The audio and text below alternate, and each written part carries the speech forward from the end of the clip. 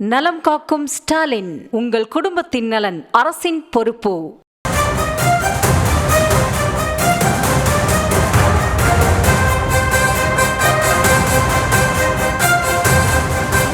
தூய்மை பணியாளர்கள் பிரச்சனை.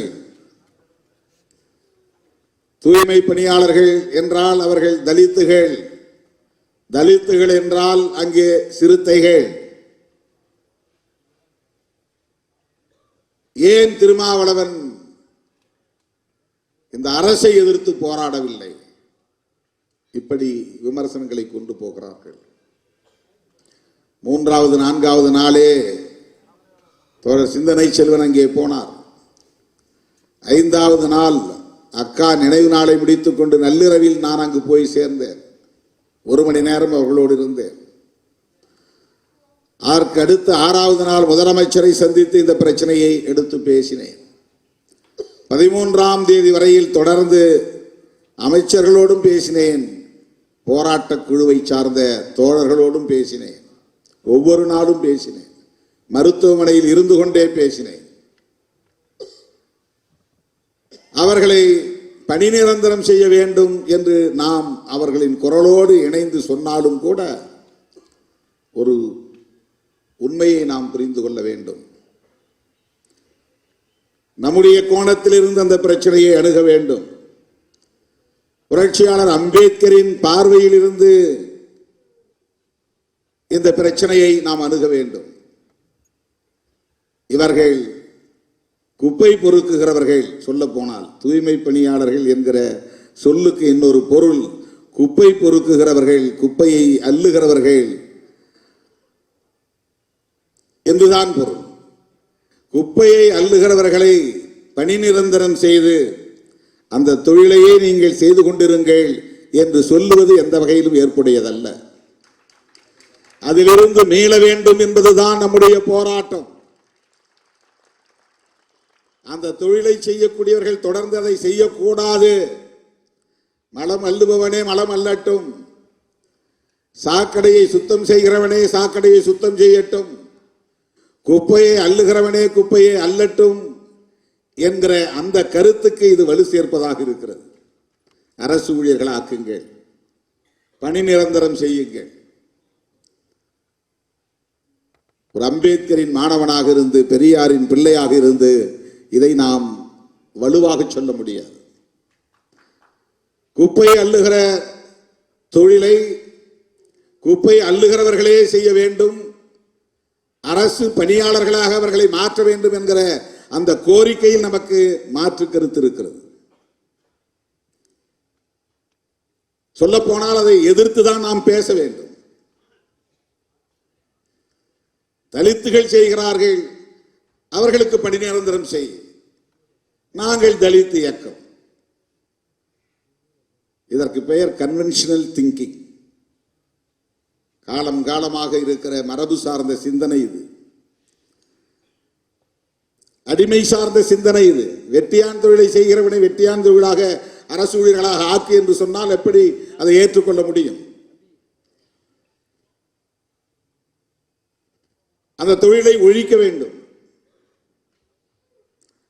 உலக நாடுகள் எல்லாம் இன்றைக்கு கருவிகளை அறிவியல் வளர்ச்சியில, தொழில்நுட்ப வளர்ச்சியில புதிய புதிய கருவிகளை கண்டுபிடித்து ஒரு குறிப்பிட்ட இனத்தை சார்ந்தவர்கள் தான் அந்த தொழிலை செய்ய வேண்டும் என்கிற நிலை இல்லாமல் அந்த தொழில்நுட்பத்தை கற்றுக்கொண்டவன் அந்த வேலையை செய்யலாம் என்கிற நிலையை ஏற்படுத்துகிறார்கள். இதுதான் பிற நாடுகளில் இருக்கிற நிலை. ஆனால் இந்தியாவில ஸ்கேவேஞ்சர்ஸ் அரசு ஊழியராக்கு, ஸ்வீப்பர்ஸ் அரசு ஊழியராக்கு. இது எந்த வகையில் ஏற்புடையதாக இருக்க முடியும்? இதை போய் அவர்களிடத்திலே சொன்னால் அவர்களுக்கு எதிராக நாம் பேசுகிறோம் என்று கருதுவார்கள். அதனால்தான் சேர்ந்து நாமும் பணி நிரந்தரம் செய்யுங்கள் என்று சொல்ல நேர்ந்தது. பணி நிரந்தரம் செய்யக்கூடாது என்று சொல்லுவதுதான் அதிலே சரியான கருத்து. குப்பை அள்ளுகிறவர்களின் பிள்ளைகளே குப்பையை அள்ள முடியுமா? அள்ள வேண்டுமா? தலித்துகளின் பிள்ளைகள் தான் குப்பைகளை அள்ள வேண்டுமா? அரசு ஊழியர் ஆக்கினால் அந்த வேலை மறுபடியும் யார் வருவார்கள்? அந்த அரசு பணிக்கு யார் வருவார்கள்? எத்தனை பேர் குப்பை எல்ல தயாராக இருக்கிறார்கள்? 70 வயதிலும் அந்த பணியை செய்யக்கூடியவன் ஒருவன் இருக்கிறான் என்றால் அவன் யார் என்று நீங்கள் பார்க்க வேண்டும். இந்த தலைமுறை அவர்கள் அந்த தொழிலை செய்துவிட்டு போகட்டும், அடுத்த தலைமுறை அந்த தொழிலுக்குள் அவர்கள் போகக்கூடாது என்பதுதானே சமூக நீதி. அதிலிருந்து அவர்களை மீட்பதுதானே சமூக நீதி.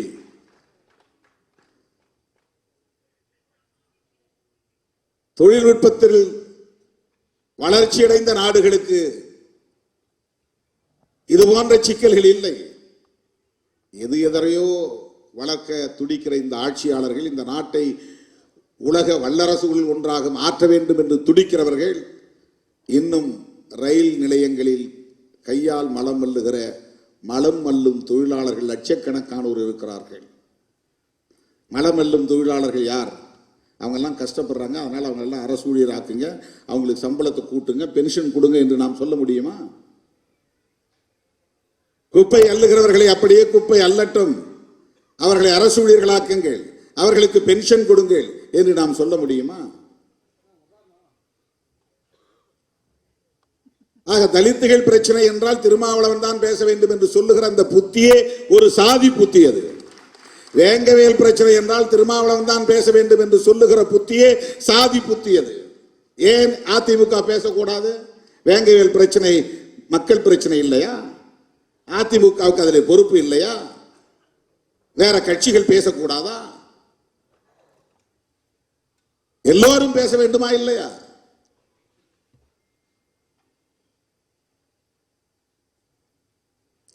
திமுகவுக்கும் அதிலே பொறுப்பு இருக்கிறது, கம்யூனிஸ்ட் கட்சிகளுக்கு இருப்பதை போல ஒவ்வொரு கட்சிக்கும் அதிலே பொறுப்பு இருக்கிறது.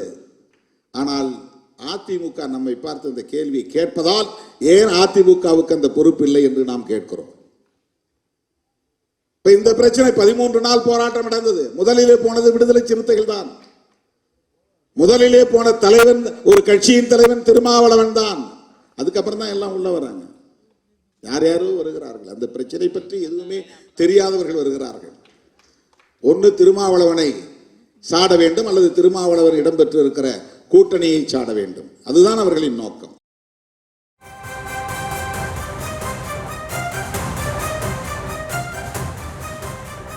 விசிக தலைவர் திருமாவளவன் குறித்து இபிஎஸ் பேசியதற்கு பதிலடியாக திருமாவளவன் பல்வேறு கருத்துக்களை முன்வைத்து பேசியதால் அந்த காட்சிகளை பார்த்தும் விவரங்களை பின்வரும் செய்தி தொகுப்பில் பார்க்கலாம். நலம் காக்கும் ஸ்டாலின், உங்கள் குடும்பத்தின் நலன் அரசின் பொறுப்பு.